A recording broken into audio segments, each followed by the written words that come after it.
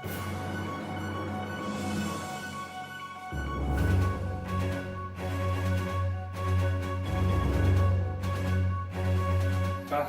که گریز از منیت است و هم منظور فرستادم و کردم که اینجا یک دال هم بود، یعنی گریز از مدنیت.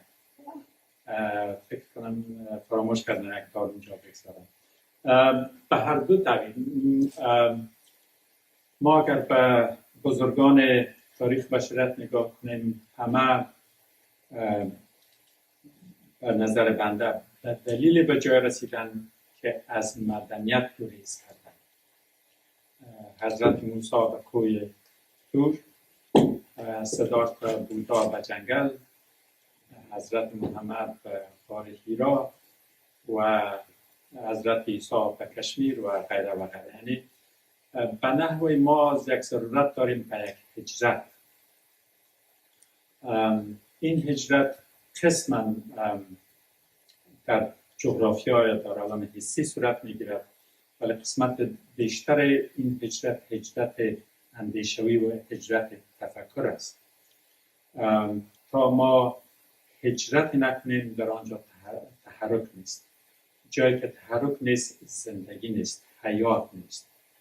به اون سبب میگویند که قلم‌های ضرب المثل فارسی بری داریم که جایی که آب زیادتر استفاده شود گنده میشه.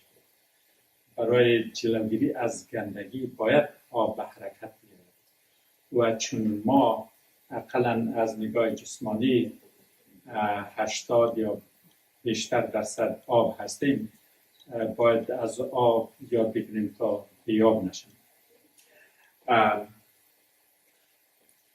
یکی از روایات حضرت مولانای بلخ است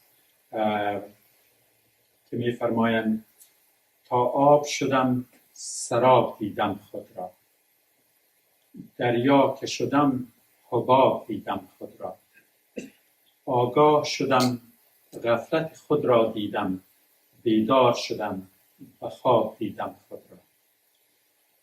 فکر میکنم که قسمت متبقی این سخنرانی در واقع در شرح فقط همین یک ربایی باشد، ولی قسمی که گفتم عادت به تدریس دارم. در تدریس مسائل علمی مطرح است. در علم تعریف اصطلاحات ضرور است برای اینکه شنونده و گوینده در یک سطح باشند. پس میرم بر سر مسئله گریز از مدنیت. خب مدنیت هم البته جا داره، بر صورت رو میگذاریم. مدنیت چی است و گریز چی است؟ ما در تمدن اسلامی زبان عربی را زبان علمی می‌دانیم. زبان فارسی از خود جای داره، زبان ادب و شعر است، ولی اصطلاحات علمی ما پیوسته از عربی میاد، بان که بعضا ترجمه میشود به زبان‌های پشتو، فارسی و بلوچی و غیره. برای تعریف منیت یا انانیت که از مادر عربی آن است، اگر کلمه هویت را مطرح کنیم، هویت از هو گرفته شده. هو ضمیر است، یعنی او. هویت در عربی یا هویت مفهومی را افاده میکنن که آنچه هست. در پهلوی هویت هیت داریم که هیت از اگر به آیات قرآن مراجعه کنیم و ما ادراک ما هیت. ما هیت اصلا یک عبارت است، نه یک اصطلاح، چون در آغازش پیشوند نفی ما است. ما یعنی نداشتن یا نبودن چیزی. پس هیت یا هیت در قرینه ما هیت به معنی است که نیستیم مگر آنچه هستیم. پس اگر هویت و هیت را پهلوی هم بگذاریم، اولیش آنچه هستیم، دومیش نیستیم مگر آنچه هستیم، که در واقع افکار فلسفی حضرت شمس تبریزی هم در فی ما فی به همین فیه اشاره میکنند. اگر این دو عبارت هویت و هیت را پهلوی هم بگذاریم، تعریفی که از منیت میگیریم این است که این دو تعریف را بر محور خود چرخاندن است، بر محور خود یا خودی. اینجاست که یک ذهنیت ایجاد می شود. ایجاد به معنای به وجود آوردن، یعنی چیزی که وجود ندارد، یعنی خلق کردن. ذهنیت از چی ایجاد می شود؟ از همین جا وقتی که ما روی مسائل تفکر می کنیم، ما پیوسته ممکن به کسی دیگر گوش بدهیم، ولی پیوسته اینجا مسائل را تحلیل میکنم نزد خود. مثلا گفته هایی که اینجا شما میشنوین، اگر 1 ساعت بعد از شما بپرسن، من مطمئن هستم که هر کدام شما یک ذهنیت متفاوت از دیگری دارید. برداشت های همه شما فرق داره با که از یک منبع میگیرید. بنان این ساختن خود ذهنیت در پهلوی منیت خیلی مهم است.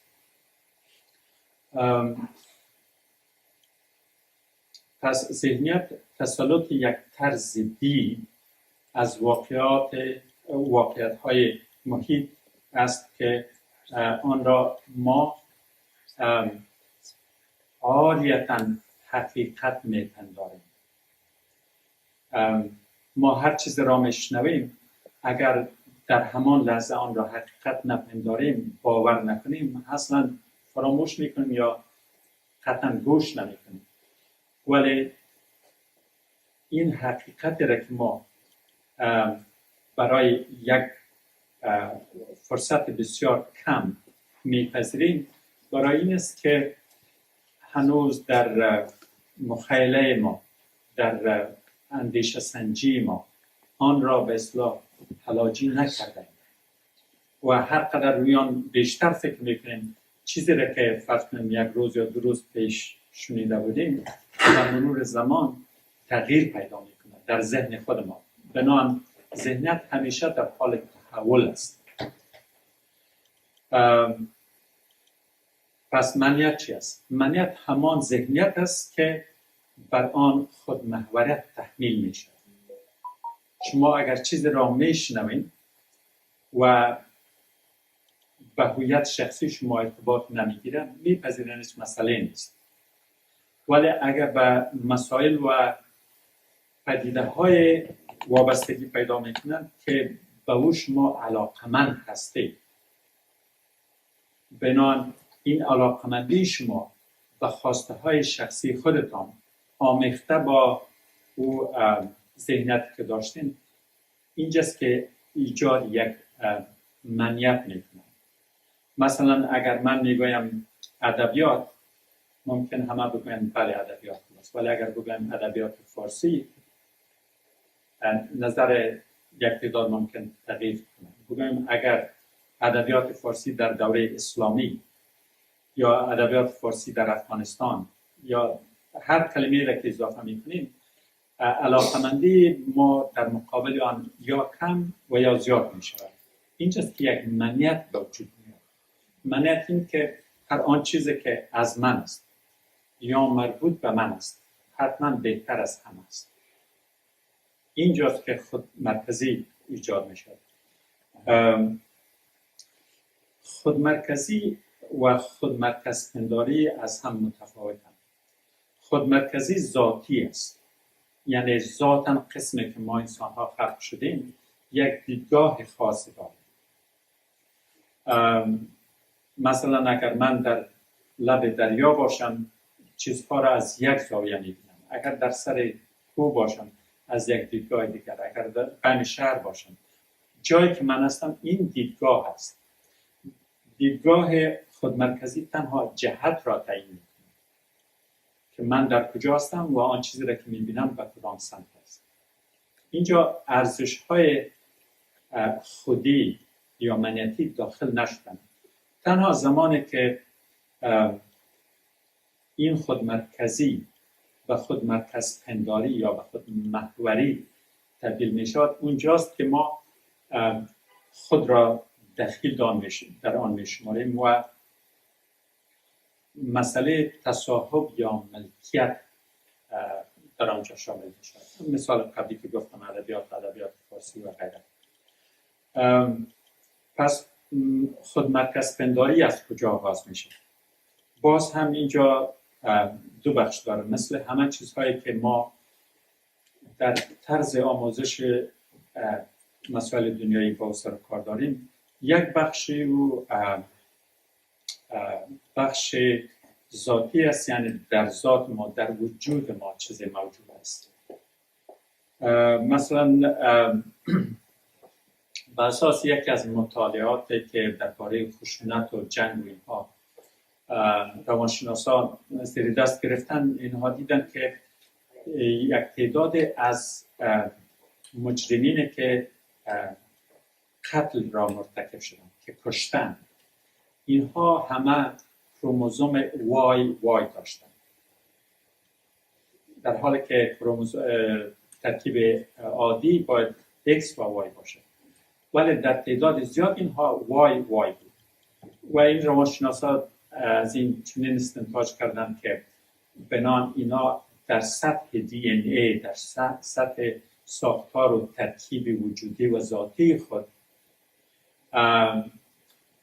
یک تمایل، یک رغبت، یک ذوق در برابر زندگی انسان‌های دیگر از خود داشتن که برایشان کم ارزش بود.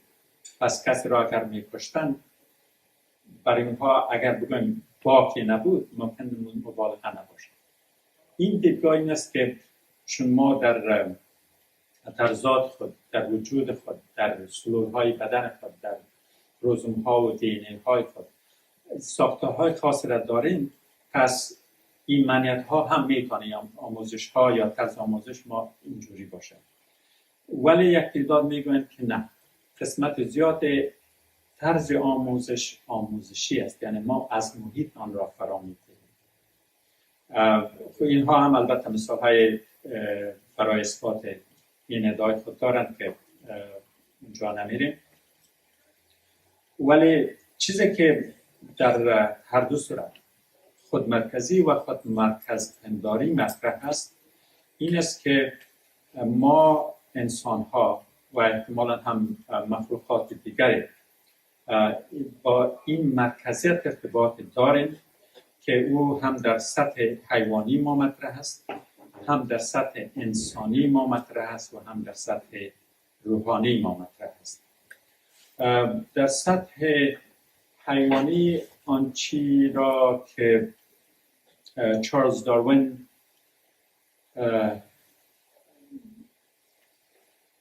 به نام The Theory of Evolution خوانده است و به نظر بنده متاسفانه اشتباه ترجمه شده که آن را تکامل تدریجی خوانده. تکامل تدریجی اصطلاح ناقص است. به این معنا ناقص است که البته در عوض از این باید بگم که تحول تدریجی، یعنی چیزی که پیوسته در حال تحول است، یک تدریجی هم از خود دارد. ولی اگر در سطح کمال رسید، دیگر اونجا تدریجی وجود ندارد. بنان آنچه کامل می شود تدریجی بودن نمی‌تواند. آنچه تدریجی است باید تحولی باشد. بنان فضای تحول تدریجی بهتر است. در سطح تحول تدریجی ما انسان ها همیشه این منیت و خودیت را با هم برای خود داشتیم، چی برای امرار حیات بود، برای زنده ماندن بود، برای جمع کردن غذا و اینا.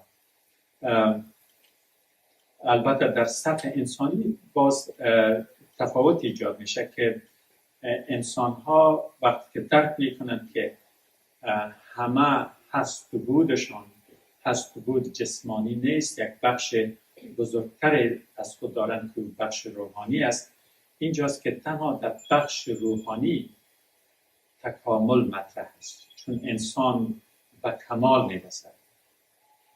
وقتی که چیز به کمال رسید کامل شد، که کامل شد دیگر تدریجی نیست و سطح کمال یا انسان کامل انسان است که به خدا پیوسته، که مسائل عرفانیش البته میتونم مشرح‌تر روی از بحث کنم. خب اصطلاح دیگر عنوان سخنرانی گریز است. پس چرا گریز؟ گریز از منیت. گریز برای گسترش سطح جهان است. تا زمانی که ما در خود هستیم و برای خود هستیم و تنها دیدگاه خود را میپذیریم، ما یک گستره بزرگ علم و عرفان و اینها را به خود در واقع حرام ساختیم. و این تحریم به اصطلاح انگلیسی it's a self-imposed و نباید خود را محروم از این بدانیم. حتمی نیست که منیت یا خودیت ما به او مرتبط باشد. ما حقایق را در ابعاد گسترده‌تر زمان و مکان به شکل بهتر دیده می‌کنیم.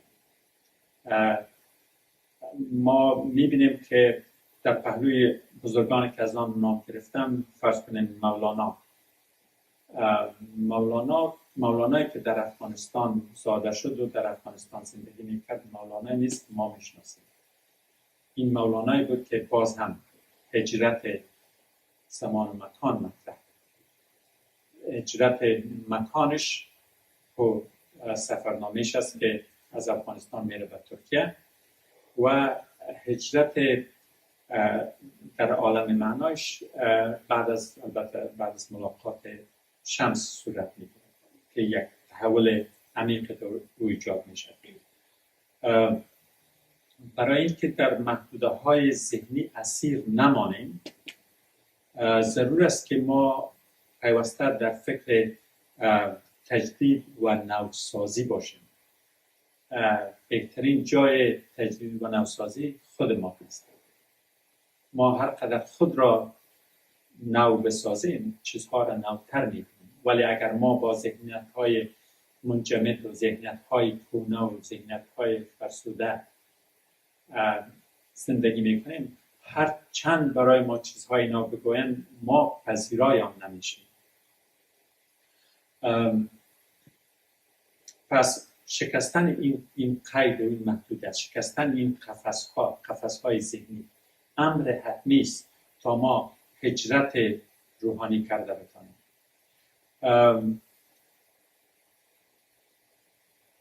چند مثال را میتونم روش بحث کنیم برای اینکه ابعاد مختلف منیت را بشناسیم. فرض کنیم در طرز آموزش، ریشه های درونی طرز آموزش قسمی که قبلا گفتم هم اکتسابی است و هم ارثی، ولی اثرات بیرونی آن برای ما مهم است و او به خاطر این است که ما تا زمانی که در قید منیت خود هستیم و برای آموزش چیزی به جای می رویم، ما معمولا میخوایم چیزهایی را بشنویم که آن چیزی را که ما قبلا با او اعتقاد داریم او را تایید کنیم. یعنی در جستجوی تایید هستیم، تایید آن چیزی که ما خود میفهمیم قبلا. این از نگاه عرفانی باز به منیت ارتباط میگیره که چون ما احساس اهمیت میکنیم و به هر کس که میگیم به اصطلاح انگلیسی I told you so، من حق به جانب بودم، من راست گفتم، من هوشیارتر هستم و غیره و غیره.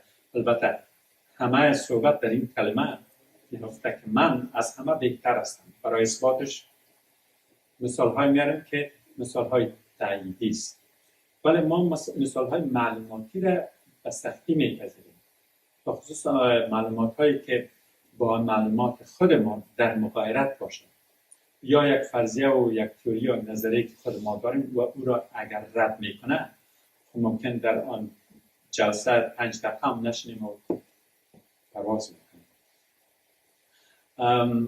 در ساینس، منظور از ساینس علم نیست.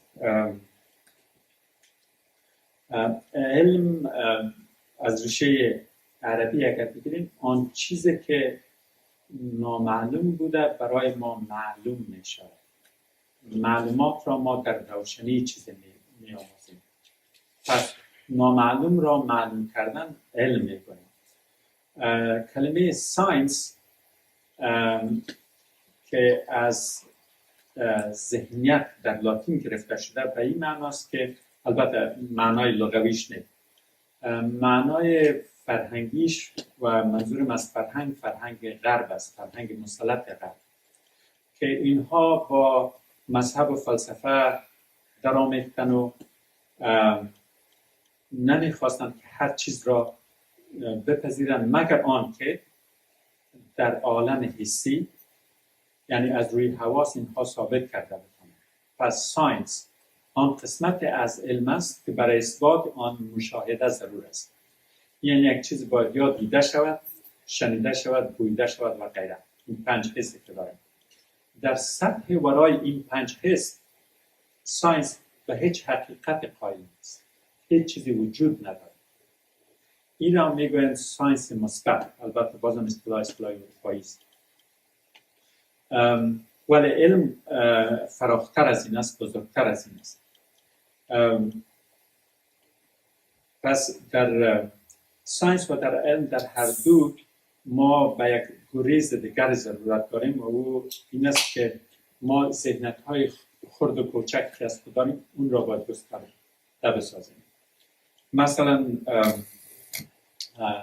انسان مرکزی یا انسان مرکزیت یا اروپا، ذهنیت اروپایی مرکزی که فکر می‌کردن اروپا مرکز دنیاست، یا از او بالاتر می‌رفتن زمین مرکز کائنات بود، یا بعداً فهمیدن این هم درست نیست، نظام شمسی مرکز کائنات شد، و از اون که بیشتر رفتن دیدن که اصلاً نه زمین و نه نظام شمسی هیچ کدام اینها در مرکز هیچ چیز قرار ندارن، بلکه در حاشیه این افلاک و این گالاکسی های قرار داره که هیچ مرکز در آن مطرح نیست. پس گریز از چی شد؟ گریز از ذهن منجمد یا فرضیه ساینس و علم که داشتیم. بنان در اصول علم و ساینس برای جهان شمول ساختن مفاهیم ضرور است از خود گریز کنیم. در تحقیق هم همین روند است که ما باید عینت را در واقع در همنگری و با همنگری بشناسیم. وقتی که شما تحقیقات میکنین، هر جایی که از من صحبت میکنین، از شما چی میخواد؟ یک منبع میخواد. منبع چی است؟ منبع غیر از شما، یک پاورقی، یک ماخذ. همه برای این است که باید یک کس دیگر هم این حقیقت را گفته باشد تا اعتبار پیدا کند. و شما هرچی از خود بگوین، چون کس دیگری نیست، جای دیگری نیست، از خود هجرت نکردین، اعتبار علمی نداره. ممکن شما راست بگوین، ولی اگر منبع دو مسلم نباشه. در روانشناسی هم گریز بکار است از منیت. اینجا دو جهت داره. یکی جهت مثبت است، یکی جهت منفی. در روانشناسی غرب معمولا گریز از منیت از نوع اختلالات شخصیتی است. مثلا خودپسندی، خودخواهی، خودآشفتگی، خودپرستی، خودمداری، خودکامی و غیره. جایی که با کلمه خود شروع میشه، بازم چون مرکز خود است. اگر ما در این خودیت خود، در این منیت خود آنقدر وابسته و در قیودات آن خود را محدود نگاه کنیم، یک روانشناسی که داشتیم تشخیص ندارن، حتما تشخیص میکنند که شما یک تکلیف اختلالات شخصیتی دارید.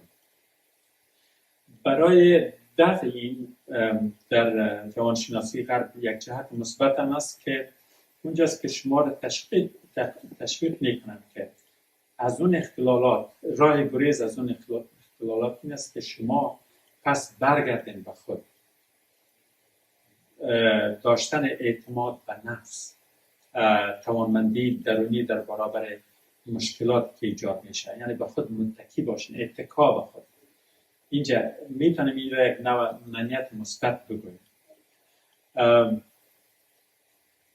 تنها فقط در همین نقطه روانشناسی معاصر با عرفان، البته بخش ریاضت عرفان، در تناقض است. چون در عرفان نفس را میکشیم ولی اینها اعتماد به نفس را اصطلاح تقویه میکنند که البته بحث میتونیم برگردیم.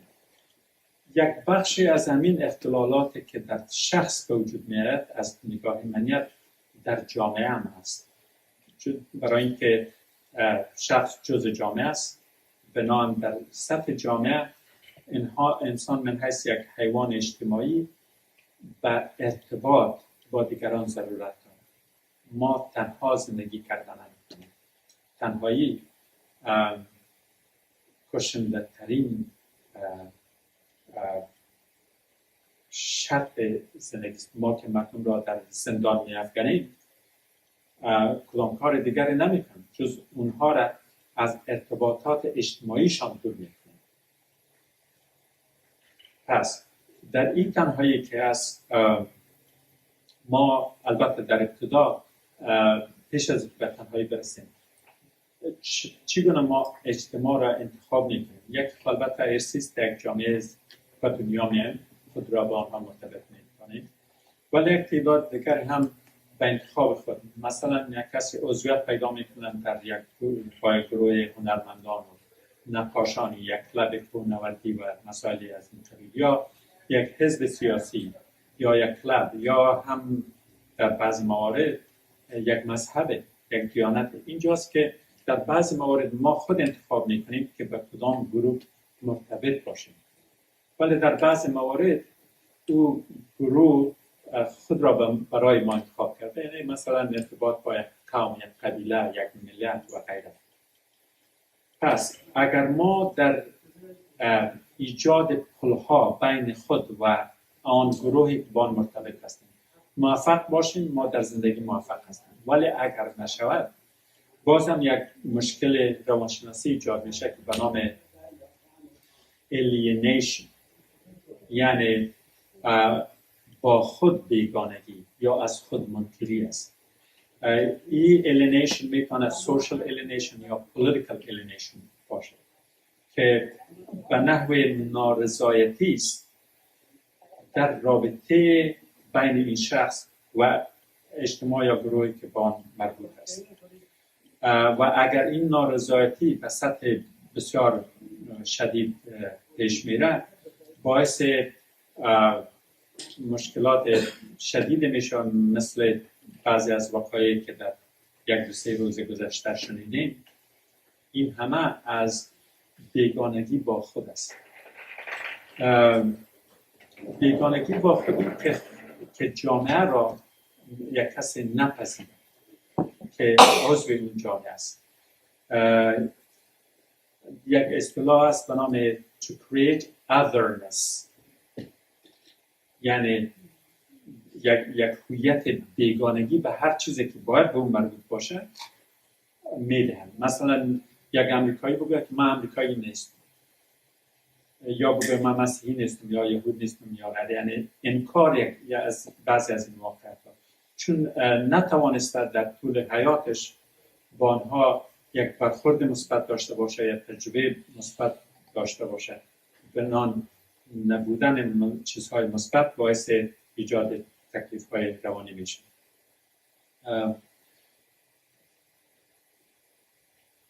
خب همه اینها مثال‌هایی هستند که گریز است از خود، ولی ممکن برای شما جهت بدن ولی مرجع نمیدن. از خود گریز میکنید ولی نمیفهمیم که پس کجا باید برم. به نظر من یا اقلا در چارچوب مبحث امروزی تنها عرفان میتواند که به این جواب بده. چرا در عرفان گریز از خود و تنهایی شرط نیست، بلکه رسیدن با اون مرکز دیگر است. چون در آغاز گفتم که مشکل اصلی خود محور پنداری است، خود مرکز پنداری.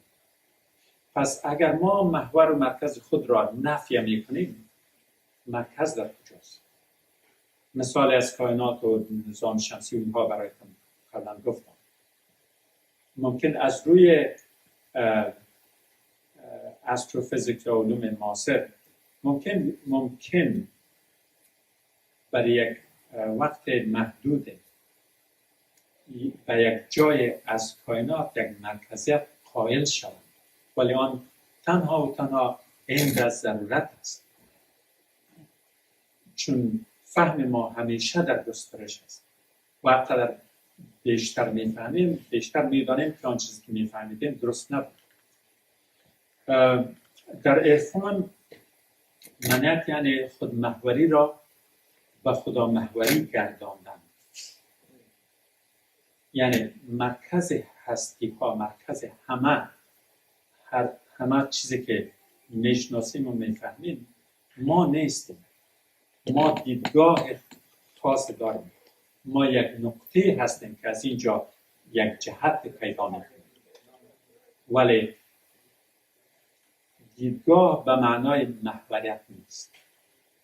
دیدگاه زاویه دید است، زاویه نقطه نیست. مرکزیت باید نقطه داشته باشه. حالا اگر به علم هندسه میریم، در زاویه و خط و نقطه، به طور مثال ما اگر بخوایم که آن نقطه مرکزی را پیدا کنیم، دایره را میتونیم تعریف کنیم. دایره یعنی چی؟ دایره یک خط، یک مداره که به دور یک نقطه از فاصله مساوی قرار گرفته باشه. ولی تو فکر کنید که کدامش ضرور است شما باید ببینید. آیا مدار دایره را همیشه باید ببینید که یک چیز را دایره بپندارین یا مرکز را؟ نه، ما مدار را همیشه میبینیم. این قوس بزرگ، این حلقه. وقتی که این را دیدیم میگویم که اینجا دایره است، ولی مرکز نیست. مرکز به خاطر این است که ما اگر نقطه را باز هم از روی هندسه تعریف میکنیم، نقطه بدون بعد است، عرض و طول و ضخامت نداشته باشه. نه، اگر عرض یا طول یا ضخامت پیدا کرد، یا خط است یا یک چیز دیگر است، اما نقطه نیست. اما اگر بگوییم که نقطه عرض و طول و ضخامت ندارد، پس دیدن آن ممکن است؟ ممکن نیست. و بهترین و دقیقترین مرکز یک دایره کوچکترین نقاط است که قابل دید است. بنابراین چون دیدن آن حتمی نیست، ما تنها عند از ضرورت یک جای را نقطه یا مرکز یک دایره فرض میکنیم. پس مدار دایره قابل دید است، قابل مشاهده است، ولی مرکز دایره، مرکز واقعی دایره هرگز قابل مشاهده نیست. حالا ببینیم که از این استعاره دایره که استفاده کردم برای چی؟ برای این که گفتم در عرفان منیت به معنای این که از خود محوری به خدا محوری برگردیم. اگر محور اصلی هستی ها خداوند باشد و اون خداوند در یک نقطه باشد، دیدن آن نقطه شرط نیست. پس مدار دایره ما مخلوقات است که چی ما انسان ها هستیم، عبادت میکنیم، نماز میخوانیم، چی فرض کنیم گیاه ها و درختان و همه چیزهایی که در طبیعت است ستاره اینها همه میچرخند به دور یک نقطه، ولی اون نقطه آنقدر صفر مطلق است که قابل دید نیست.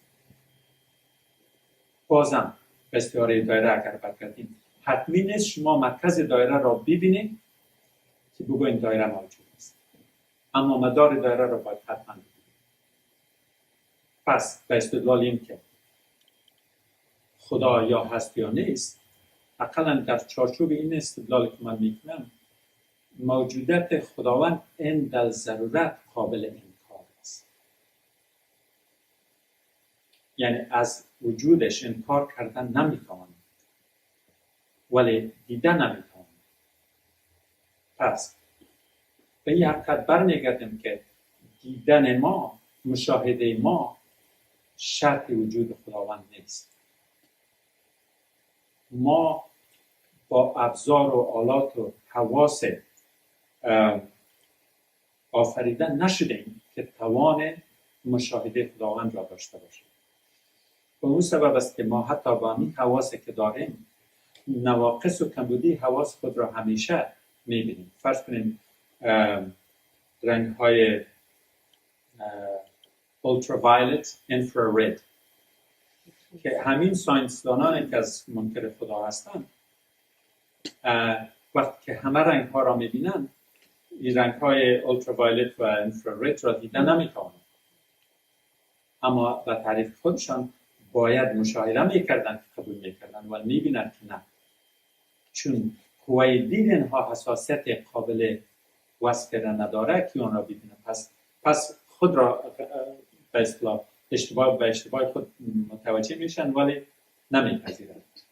بنابراین وقتی که ما صحبت از خدا مرکزی میکنیم، خدا مرکزی باید جای نباشه. درست است که میگیم خداوند لامکان هر مکان است، ولی لامکان هر مکان به این معنی نیست که خداوند خودش مکان است، یعنی در هر جا بوده میتواند بدون آنکه همان جا باشه. یعنی جا خدا نیست، ولی هیچ جا به خدا نیست. ما از قدیم الایام این خصلت در علمای قدیم بود که وقتی که به این نقطه می رسیدن دنیا را به دو بخش تقسیم می کردن. یکی دنیای جسمانی فیزیکی، یکی سطح ورای فیزیکی که متافیزیکی باشه یا مابعد طبیعه یا ماورای طبیعه. او به خاطر این است که طبیعت ما محدود است، حواسی که ما طبیعت را از اون میشناسیم محدودیت های داره. پس دو تا محدود در محدود بودن محیط نمیتواند نامحدود را ببینه. خداوند لایتناهی است، ما انتها داریم، ما اول و آخر داریم، ما زنده شدن میرایی داریم. پس چون ما محدود هستیم و خداوند نامحدود است، پس ما نمیتونیم به حیث یک ابزار دارای محدودیت یک چیز بدون محدودیت را درک کنیم، چی رسه به که او را بفهمیم. درک کردن و فهمیدنش بازم اصطلاح انگلیسی knowledge and acknowledge. We can acknowledge God without having the knowledge of God. یعنی یک چیزی را میپذیریم که هست بدون از اینکه توان اثبات از او را داشته باشیم. به خاطر چی که وسایلی که ما برای اثبات از او، وسایلی که برای اثبات خداوند به کار است در ما نیست، در نهاد ما نیست، در وجود ما نیست، در محدودیت های ما نیست. ما اگر از اصطلاحات عرفانی کار بگیریم، خب پس ما چی طور میتونیم از این عالم حسی، از عالم طبیعت قدم فراتر بگذاریم؟ قسمی که قبلا گفتم تمدن غرب، ساینس غرب همواره استوار بر 5 حس است. چیزی که خارج از این 5 حس باشه قطعا به رسمیت نمیشناسن. به هر دانشگاه و هر جایی که شما میرین مسئله از قرار 5 حس است. ولی در عرفان ما 5 حس نه بلکه 10 حس داریم.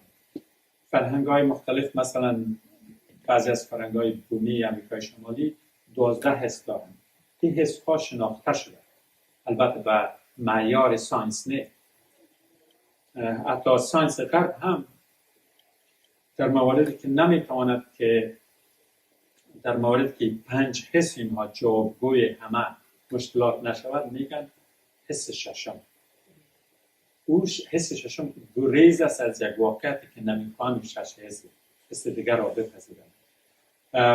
6 حسی که ببخشید 5 حس درونی که از روی از ما میتوانیم به حقیقت بیشتر پی ببریم، بیشتر، نه که بفهمیم. فهمیدن به نظر من یک گستاخی است که انسان با فهم محدود که در این محیط محدود دارد ادعا کند که من توان دید و شناخت و فهمیدن خداوند را دارم. بسیار گستاخی کلام است. مثلا من که در ریاضی همیشه نمرات نزدیک به 0 بود، اگر از من کس توقعی داشته باشه که من NC سکویر آلبرت اینشتین توضیح کنم،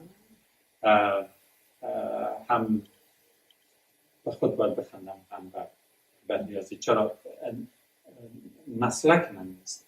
ولی ما انسان های عادت ها داریم. باز هم در دور من چرخیدن است که وقتی که به علوم متداول میاییم آسانی این کار میکنیم، میگیم که من بطب نمیفهمم به هندسه یا به ریاضی، اعتراف نکنیم.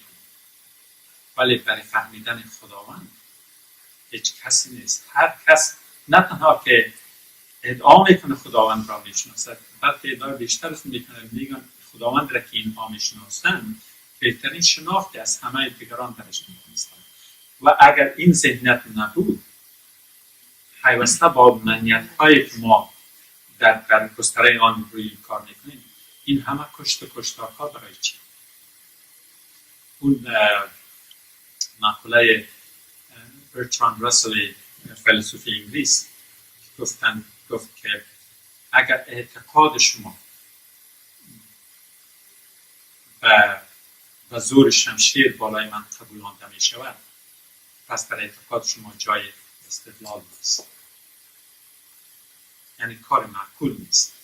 ولی ما همواره میبینیم خصوص در این ذهنیت های قرون وسطایی که ما مسلمان های قرن 21 در آن زندگی میکنیم، هیچ چیزی نیست جز این منیت ها. هر کس به تنهایی خود به راه هر کس به تنهایی خود به راستترین راه در حرکت است، از همه دیگران در اشتباه است. اینجاست که ما ضرورت به یک گریز بزرگتر داریم. اون گریزی نیست که من یک هویت داشته باشم که مسلمان هستم، از کجا هستم، شماره سوشال سکیوریتی مسئله. نه، این هویت نیست. هویت که تباه کن است، هویت که جهان را به خون کشانیده، همین هویت های منیت های خود مرکز پنداری هاست که ما از خود هجرت نکردیم. ما معمولا جایی که برای عبادت میریم و کجا میریم؟ و همان معابده که از دوران طفولیت و ما فرمانده شد. آیا ما به سنگاگ رفتیم، به کلیساها رفتیم، به گردواره ها رفتیم، به معابد مذهبای دیگر اگر برویم با اونها عبادت کنیم؟ ببینید مثال قبلی که من گفتم که خداوند یک بازم اصطلاح ساینس بکار it's a black hole، یک سیاهی است که در آنجا هیچ چیز دیده نمیشه. این خداوند است. در دور این بلک هول حلقه های است از کهکشان ها و هر حلقه بر خود یک اعتبار دارد. یعنی همون دایره است که ما محورهای زیاد داریم. در یک دایره مسلمان هاست، در یک مکان، در مدار دیگر مسیحا. همه این حلقه ها چی را می پرستند؟ اما یک نقطه صفر را. منتها مشکل ما این است که ما عوضی که این دایره ها را دایره های متحد المرکز بدانیم، concentric circles، ما این دایره ها را دایره های سمبل بازی های المپیک را دیدیم. هر دایره به خود جداست، رنگ های جدا، برای خود یک دنیای دیگر دارد. چون دنیای رقابتی است. در بازی های المپیک رقابت کردن بجاست، ولی در شناخت خداوند رقابت او قسمی که خداوند من از خداوند شما بهتر است. این تصمیم را کی گرفت؟ ما گرفتیم و از خداوند بازیچه ساختیم. پس خداوند را نباید در حلقه ها و دایره های مختلف پرستش کنیم، بلکه باید در یک دایره باشه، دایره متحد المرکز باشه که ما این حلقه هایی که دور دورش است، صرف نظر از اینکه شما سر یک کسی کدام مهر میزنید، کدام هویت رو میبچید، اون مهم نیست. اگر خدا مطرح باشه باید چنین باشه، ولی اگر شما مطرح باشین باز اختیار شماست. اونجاست که شما در منیت اسیر موندید، در محدودیت، در قفسه منیت قبلا. پس اگر ما به عرفان رجوع میکنیم، اولین وادی عرفان به نام چی است؟ 7 شهر. اولش طلب. گفتم اینجا به عبارت دیگر گفتم، بارها گفتم طلب اول، پیش از عشق طلب است. طلب یعنی چی؟ طلب یعنی آن چیزی که من دارم به آن قانع نیستم، چیز بیشتر از این میکنم. اینجاست من از خود هجرت میکنم، من از خودیت خود گریز میکنم، من مرکزیت خود را فراموش میکنم. تا طلب نباشه قدم اول در راه عرفان طلب است. گریز از خود. از گریز از منیت شد، ولی در دنیای امروز ما میبینیم که نظام دنیا در دست کسی میفته که فقط در منیت خودش قرار گرفته و غرق شده، متاسفانه. حالا چطور میشه آدم educate کنه دنیا رو که به این فلسفه زیبا که از منیت بیاندیم؟ حالا شما الان این کسی که میره اونجا و یه تعدادی میکشه، دیروز بود پریروز بود که هر روز هم داره پا میفته. فکر میکنی هیچ کس هیچ حقی نداره جز اون حتی نفس کشیدن آدم ها رو ازش میگیری که من درست میگم، من بد باشم یا تقلیه بد هست باشم. این بهترین نمونهش از روانشناسا کسی که شما مطرح کردین در غیاب تداوی کردن و تکلیف روانیش مشخص ساختن، با تکلیف بسیار بزرگ روبرو است. ولی این را هم باید فکر کنیم که او به تنهایی خود اونجا نرفت. ما یک جامعه مریض و با تکلیف بسیار عمیق داریم که هم مروزه نه تنها که او را تایید میکنه، بلکه افکار افراطیش را هم نه تنها که تایید میکنه، بالای عمل میکنه. و اگر به تاریخ بشریت برمیگردیم، اکثر امریکا رو در شرایط فعلی امپراتوری میکنن، نه جمهوریت تمام شده کارش. امپراتوری هایی که سقوط کردن از این گونه منیت هاست. ما اگر امروز در امریکا ترامپ داریم، زمان در امپراتوری مغولی هند شخص داشتیم به نام اورنگزیب، چندان تفاوتی نداشت. تنهایی که دشمنان اورنگزیب هندو بودن و دشمنان ترامپ مسلمان هستند. بر منیت چرخیدن مشکل بودن است. و ای که خب چگونه ما تداوی کرده میکنیم. شما را در چه صورت یک دکتر، یک طبیب، یک پزشک تداوی کرده میکنه؟ در صورت که قدم اول شما برداشته باشید به اونجا رفته باشید.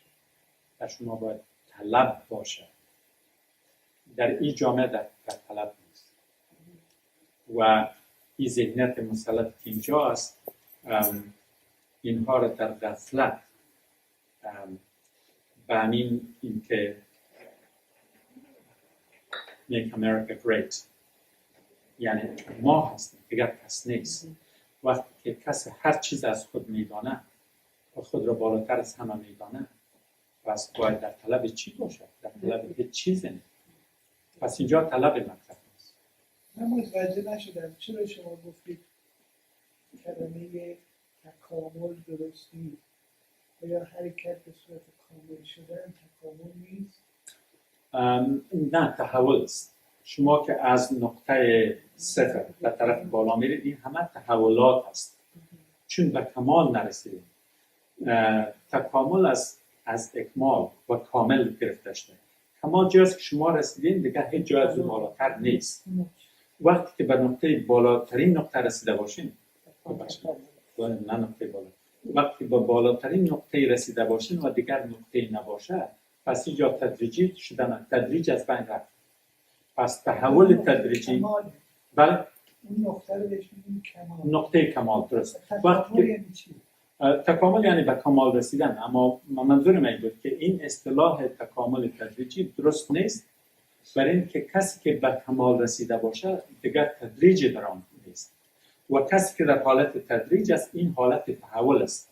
پس اصطلاح درستش باید باشه تحول تدریجی. ولی ما تحول به سمت کمال درست است. تحول میتونه به سمت عدم باشه. درست است. تحول یعنی عوض شدن. بله. پس تحول به سمت کمالی که میشه تکامل. درست است. منظور من است که ما بعضا اصطلاحات چی بگویم غلط مشهور میگن یا غلط مصطلح. غلط مصطلح عام. یک دفعه که یک اصطلاح عام شد، همه به کار میبرن بدون از اینکه بپرسن که آیا این معنا دارن یا نه. من گفتم از نگاه لفظی و از نگاه معنا کلمه تکامل تدریجی درست نیست. تحول تدریجی درست است. تحول تدریجی به چه سمتی؟ به هر سمتی که باشه، با شما هم نظر هستم که میتونه به جهت منفی باشه و یا جهت مثبت، ولی روی هم رفته. وقتی که از تحول نام میبریم، تحول تدریجی به سمت خوب شما چی میگید؟ تحول وقتی که معمولا تحول میگیم مثبت منظور است. معمولا مثبت تحول تدریجی به سمت کمال چی میگید؟ بازم تحول است، چون با آن طرف در حرکت هستیم، به کمال نرسیدیم. هرگاه به کمال رسیدیم، وقتی که به کمال رسیدیم باز کامل شد. از اون خاطر در عرفان وقتی که ما میگیم از اصطلاح ابن العربی است، انسان کامل کسی است که به وحدت رسیده. وقتی که به وحدت رسیدیم با خدا یک شدن، که یک شدن دیگر از اون بالاتر جای نیست. کامل برای انسان کامل. به اون خاطر من گفتم که ما میتونیم در سطح روحانی از کمال صحبت کنیم، ولی در سطح حیوانی ما که حیوان هم هستیم طبعا، اونجاست که از تحول صحبت میکنیم، چون ما همیشه در تحول هستیم. ممکن تغییرات که در وجود ما به میان میاد به آسانی قابل مشاهده نیست. کسی تا حالا تو اون نقطه رسیده؟ من با چند تاش صحبت کردم. کسی که به اون نقطه رسیده او نباید بگوید که رسیده. هرگاه گفت که رسیدم نرسیده. کسی که ادعا کرد که رسیده پس نرسیده. پس آنهایی که رسیدن نمیگویند که رسیده. راجع به مرکز از دید دیگه‌ای داشتم نگاه می‌کردم که اگه اون مرکز نباشه دایره‌ای هم به وجود نمیاد. چون شما اگر پرگار رو بذاری بر اساس اون نقطه است که میتونید اون دایره این زیبای بدون نقص رو ترسیم بکنیم. مقصود من اون بود، ولی من دیدم از شما از جهت ندیدن مرکز و دیدن دایره های مدار اطراف که واقعا جهان هستیه، لایتناهی هستی وجود داره، میتونیم حس کنیم یا ببینیم تا حدودی، ولی مرکزیتش رو نمیدیم. بله، به اون خاطر است که این مرکزیت که ما به او باید ضرورتاً قائل شیم که مرکزی هست. این تنها به شکل فرضی است. مطلق شده نمیتونه. هرگاه مطلق شد صفر مطلق میشه و صفر مطلق قابل دید نیست. و عرفا این عبارت چیز قرآنی و هو الظاهر و الباطن و هو الاول و الاخر را طور توجیه میکنند که بعضا میگویند که نه، این مدار خداوند است که همه هستی را در بین حفظ کرده، در بین گرفته یا در بر گرفته.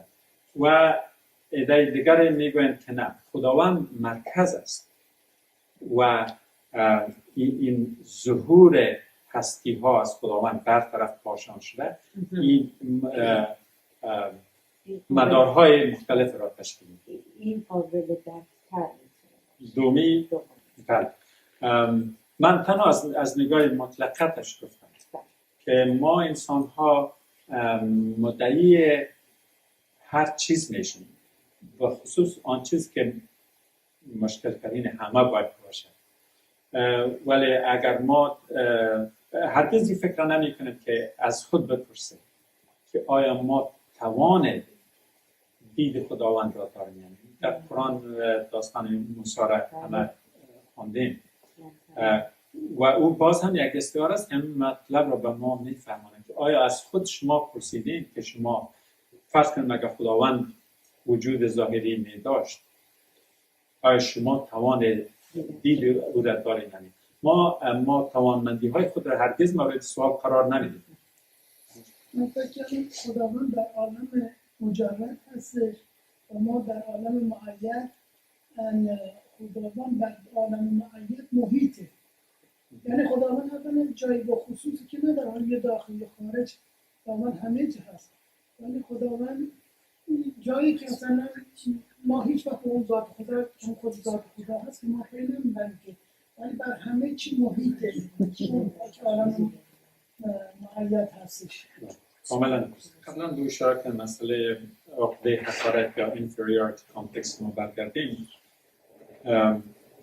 ما تنها در صورت که خود را قابل مقایسه با خداوند بپنداریم و آنجا بدانیم که ما قابل مقایسه هستیم یا نه، اونجا درست است که عقده حقارت میتونه به ما چیه. یا فرض کنیم در یک جامعه، که اصلا کسایی که دارایی و هستی زیاد دارن و ما نداریم، اینجا برای ما عقده حقارت خلق شده میتونه، چون میگیم ما هم همین یک سر و کله و تن و چیزی داریم، چرا اونا دارن و ما نداریم، قابل مقایسه است. ولی در برابر خداوند چیز قابل مقایسه نیست برای ما ایجاد عقده حقارت کنه. خداوند والاتر از هر چیزی که شما تصوری آن را کرده بتانیم، چون وجه مقایسه موجود نیست. پس اگر ما همین ادعای هم میکنیم که ما خداوند کم هستیم، به نظر بنده همین هم کفر است. ما کجا و او کجا؟ همین که خود را در یک معادله با خداوند قرار میدهیم، این شرک است. خداوند باید در سطح ورای از او باشه. بنابراین در اونجا عقده حقارت در رابطه بین انسان و خدا نباید وجود داشته باشه. شما دیدید که وقتی سونامی اومد تو ژاپن، این مردم ژاپنی تو صف وایساده بودن، پیرزن و پیرمرد همه که برن آب بگیرن، یکی تو صف بگیرن. مشکلی که فرقیه اینا چیه؟ اینا چجوری؟ بر نظر من نه چیزی که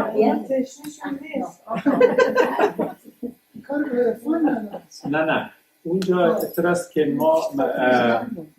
اصل عمده را که مردم فراموش کردن در تحلیل واقعی است که ژاپنی ها مردم نژاد پرست هستند و ممکن برتان سخت باشه قبول از این نژاد پرست به این معنا که در جزایر بزرگی که حکومت یا سرزمین ژاپن را تشکیل میدن اینها جز ژاپنی را نمیگذارند.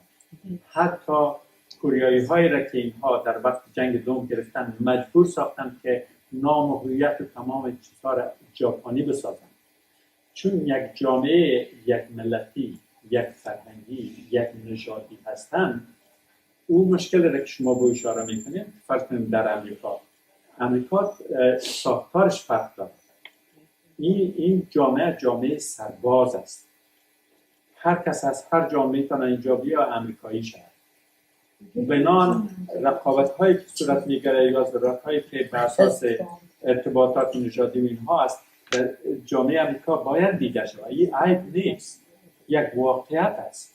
کاش اینجوری میبودیم، اما او قسم زندگی کردن باز ایجاب میکنه که قربانی بیشتر بده. مثلا اگر در این سرزمین امریکا یک تعداد مردم بخواهند که امریکا باید مسیحی باشد، موهای طلایی و چشمای آبی و اینا چیزا را داشته باشه و غیر از این، هیچ کس امریکایی نیست و دیگرها را همه را از بین ببرد. باز اگر در اینجا سونامی آمد، باز همون مردم هم نژاد، یک نژاد همون کار را میکنن که ژاپنی ها کنند. یعنی کار خوب بود، اما این نتیجه کار است. اصل کار در نتیجه تعصبات دراز مدت بود. مثلا در اروپا انگلیس ها همین خصلت را دارند. همین خارج شدنشان از بازار مشترک اروپا مشکل عمده نیست. تمام اروپا از یک چیز استفاده انگلیس ها باید متفاوت باشه. زمان انقلاب ایران دقیقاً همین خصوصیاتی که ایشون میگن در تمام شهرها اتفاق میافتاد. همه به هم کمک میکردن. تو زمستون بود این به اون نفت میداد، اونو دعوت میکرد تو خونش و حتی مواد غذایی رو تقسیم میکردن. یه اتحاد خاصی پیش آمده بود چون یه ملت بود، یه چیز میخواست. دقیقاً مثل دست نخورده یک جامعه. پس اگر بگویم که جامعه ایرانی هم جامعه نژاد پرست است، تا حدودی هستش، ولی عمل نژاد پرستانه نمی کنن. اما در وجود ما ایرانی ها هم متاسفانه در هر جامعه است بگم. در بعض جامعه این ملت پرستی یا ملت گرایی به حد بسیار بلند پیش رفته و فکر میکنم ایران هم در سطح بالا است. مثنوی 70 من مولانا هر دویش به شکل حسن ختام. من اگر با من نباشم میشم تنها ترین، کیست با من گر شوم من باشد از من ماترین. من نمیدانم کیم من، لیک یک من در من است. آن که تکلیف منش با من روشن است.